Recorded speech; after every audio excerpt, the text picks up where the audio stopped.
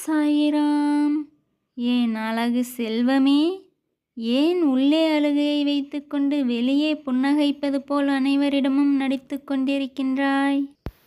நீ இவ்வாறு இருந்தால் உன் தந்தையாகிய நான் எப்படி அதை பார்த்து கொண்டிருப்பேன் என்று நீ நினைக்கிறாய்?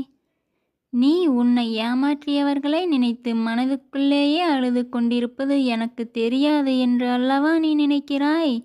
எனக்கு அனைத்தும் தெரியும்.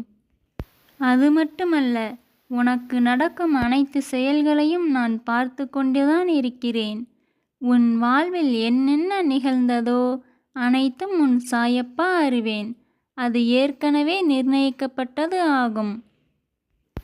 எனவே நீ உன்னை விட்டு சென்றவர்களை நினைத்து கவலைப்படுவதை நிறுத்து என் குழந்தையே. உன் தூய்மையான அன்பு புரியாதவர்கள் நிச்சயம் ஒரு நாள் உன்னிடமே திரும்பி வரத்தான் போகிறார்கள். அதையும் நீ பார்க்கத்தான் போகிறாய். இந்த சாயப்பா உன்னுடன் இருக்கும் பொழுது இனி உனக்கு கவலை வேண்டாம். நீ கடைபிடிக்க வேண்டியதெல்லாம் அன்பு, பொறுமை மற்றும் நம்பிக்கை.